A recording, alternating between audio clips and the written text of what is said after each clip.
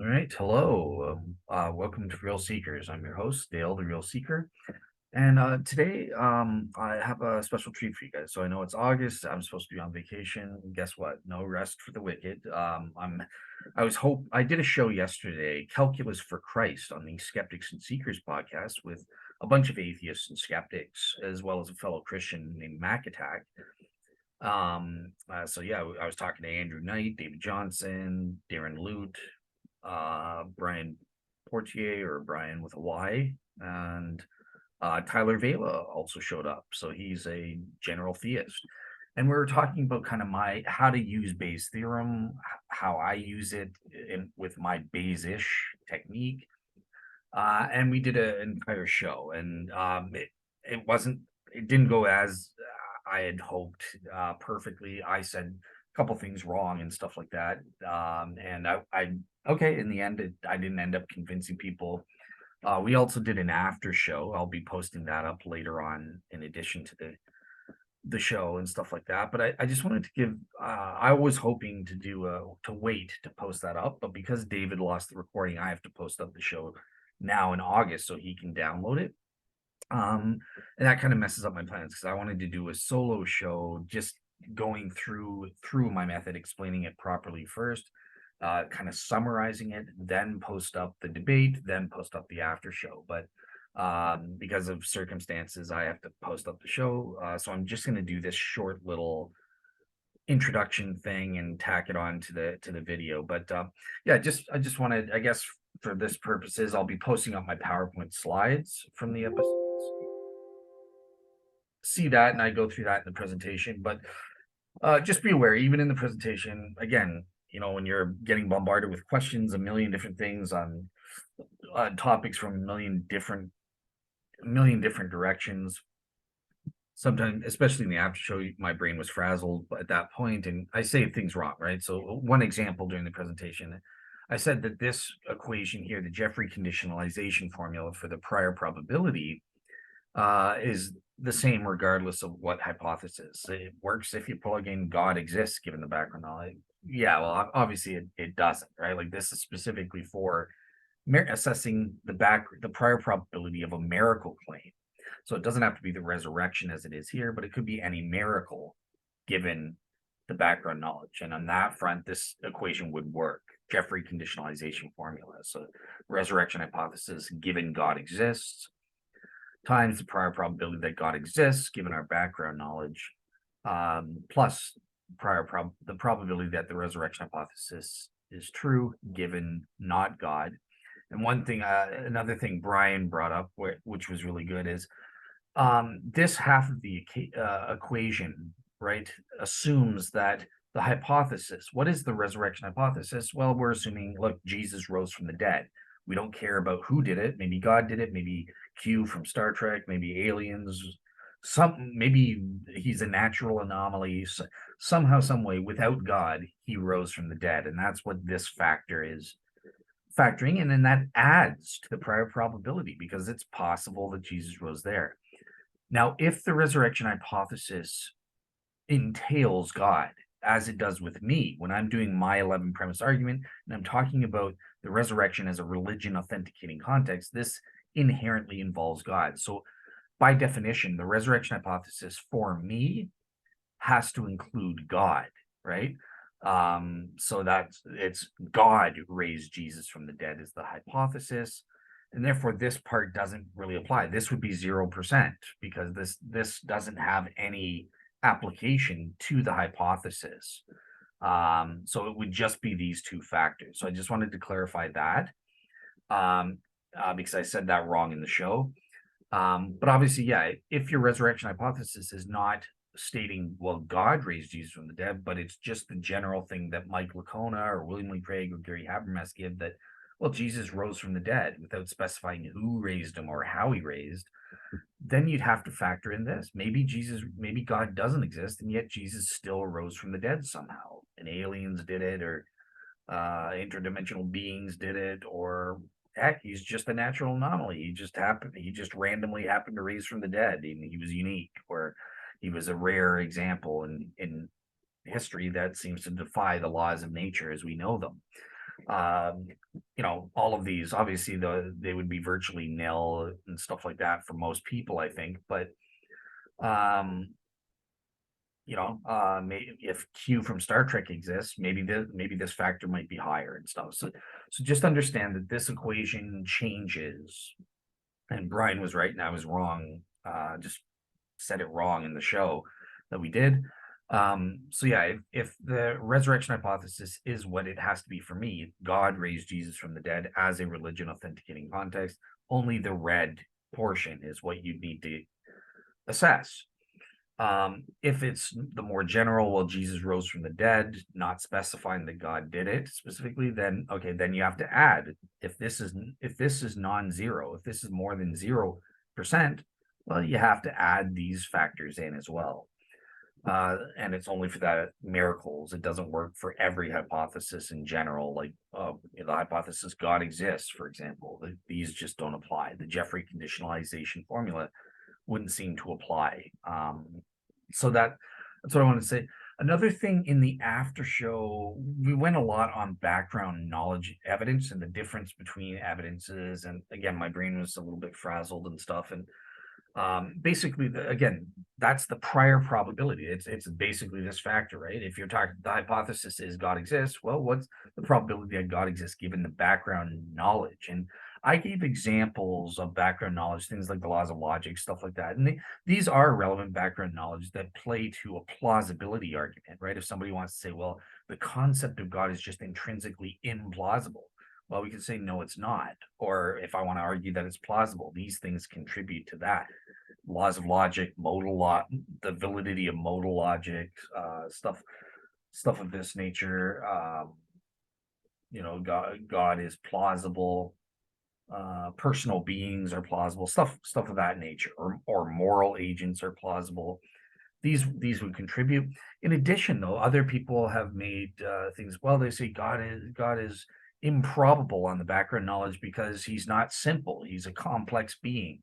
That's an argument that would be about the prior probability or the background knowledge information, right? Because, well, the simpler hypothesis is more probable to be true. And then we can debate whether it's true that God isn't simple. I'd say he is simple. He's the most simple thing that ever existed. So he's not complex and stuff like that. You have to debate that with atheists. What do you mean by simplicity? There are different definitions and stuff like that.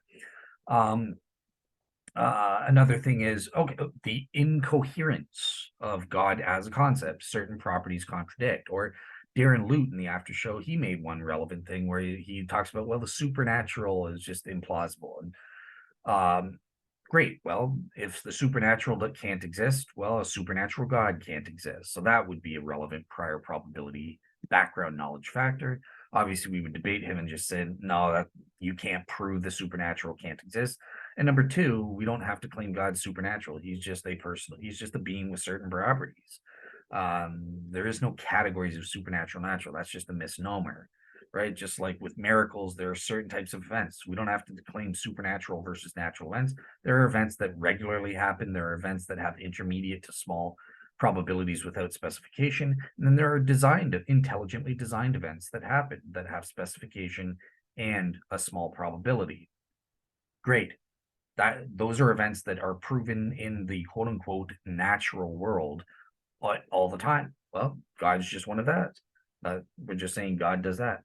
Another example would be Darren Lute's, a better example would be Darren Lute's thing, trying to argue, look, God is a spiritual being, he's not physical. Well, only physical beings can exist. Therefore, on that background, the only physical beings we know of that exist are humans and can prove are physical in nature. Therefore, a spiritual being like God can't exist. That would be another background knowledge argument, trying to say that it's improbable that God exists on the background knowledge.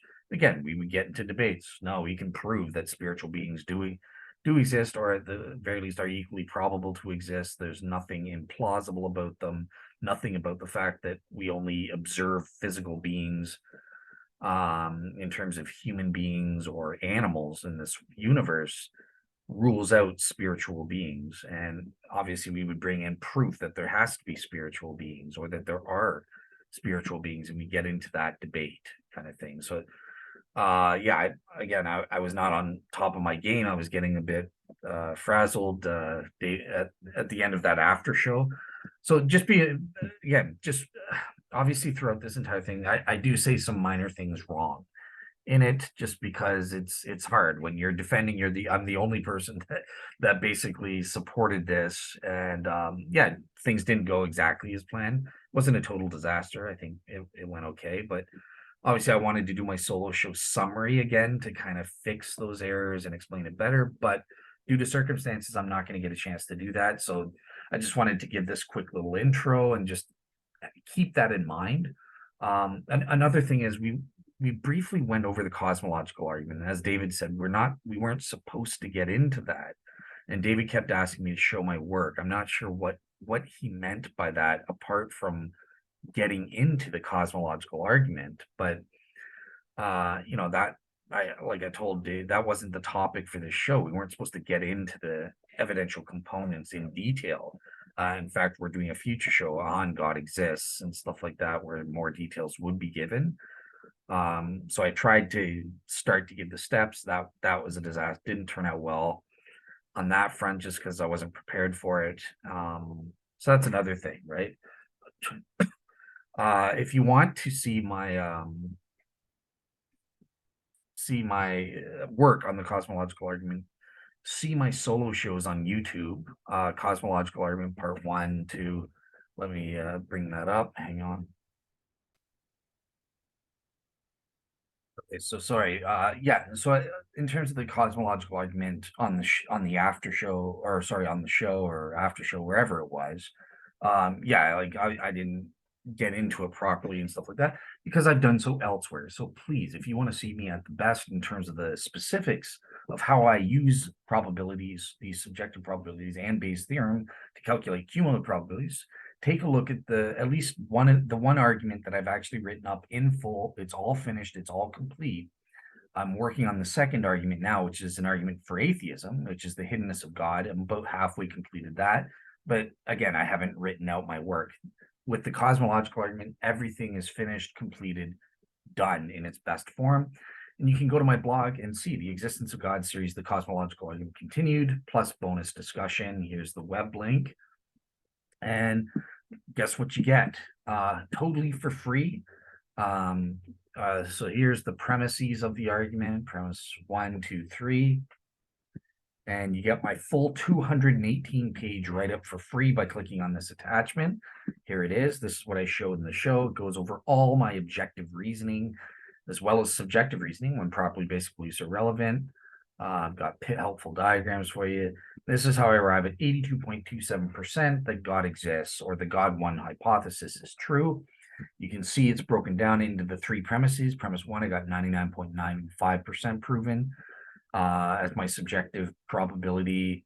Premise 2, which is the principle of sufficient reason, I got 100% proven at that level. And then finally, for premise 3, the final premise, it was 82.31%. I multiply the subjective probabilities for each premise, and that's where I got the 82.27% from. Obviously, these subjective probabilities for each premise needs to be broken down. That's why I've got 200 pages. And you can see in my table of contents, which is also on my blog right here, table of contents in this attachment. So you can kind of get a glimpse. I wish I showed this on the show, where you get a glimpse of how I broke down my cosmological argument, right? So the soundness, premise 1, so I had 2 aspects. The universe is an existing thing. That was about 100%. And then aspect 2, the universe is contingent. It's a contingent existing thing. And here are the arguments that I gave, right? So a modal argument, possibly a different universe or no universe exists. Possibly our universe began to exist. That's another modal argument on page 13 to 14. And then I get into arguments saying that our universe actually, as a matter of fact, began to exist. And if it factually began to exist, then that means it proves the universe is not logically necessary and is contingent. So then you can see my arguments, multiple arguments that I had for that, proving the argument universe began to exist and is therefore contingent. And I had 2 philosophical arguments from Dr. William Lane Craig. And I also made an abductive argument. And here are all the elements that went into that. abductive argument for the beginning. First part where I established the scientific evidences for the beginning of the universe and expansion of the universe. And then I assess the various cosmological models and state that supposing the universe began to exist is the best explanation of the data. So you can see all of the components and, internal inflationary models. Here's all the models I assessed. Eternal quantum gravity models. Here's all the models I assessed. And I assign subjective probabilities to each one with my reasoning in the 200-page write-up. Premise 2, principle of sufficient reason. Here are all the aspects that went into that. Here are the arguments that say, yes, the PSR in general is true. And here are all the arguments I assessed saying that the principle of sufficient reason is false in general. After I established aspect 1, that the principle of sufficient reason is true in general, I then did aspect 2 of premise 2, which is, okay, but the principle of sufficient reason applies to the universe itself. And I have a bunch of arguments there in about 4 pages. And I assign subjective probabilities to that. Again, all in the 200-page write-up.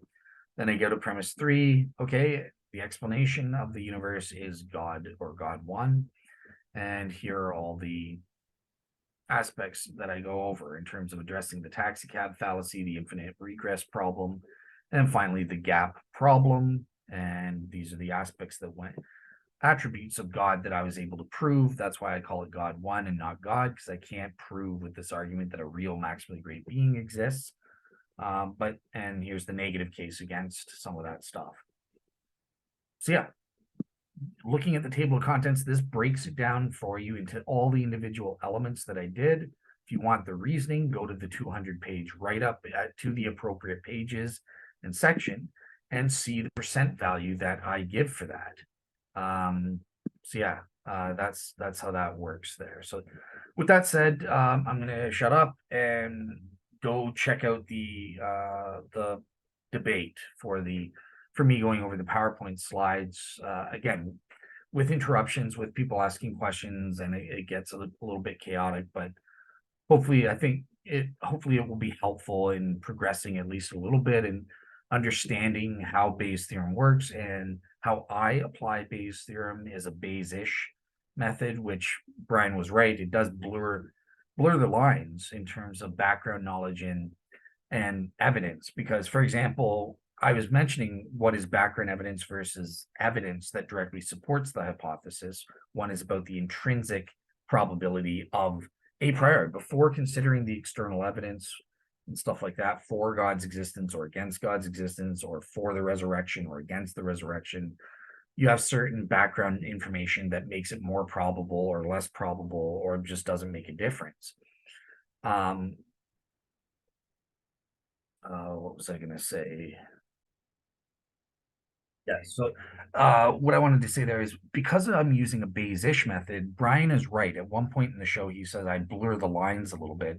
And that is right. Like, for example, with the hypothesis God exists, look, distinguishing between background knowledge versus evidential factors, arguments for or against God, actually it doesn't matter in the terms of the calculation, because the calculation itself is always, it just involves multiplication. Let me show that to you from the current slide.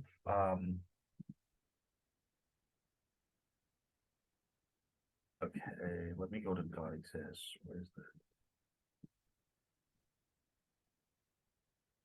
right? So you can see here, look, it just involves multiplication times 50% as the prior probability factor. So whether you put times 50, these are all times 2 as the evidential factors. So since it's all multiplication, you're going to arrive at the same thing. If you make a mistake and you think something's background knowledge when it's really evidence, or you vice versa, you think something's an evidential factor and it really should be included as the prior probability as a background knowledge factor.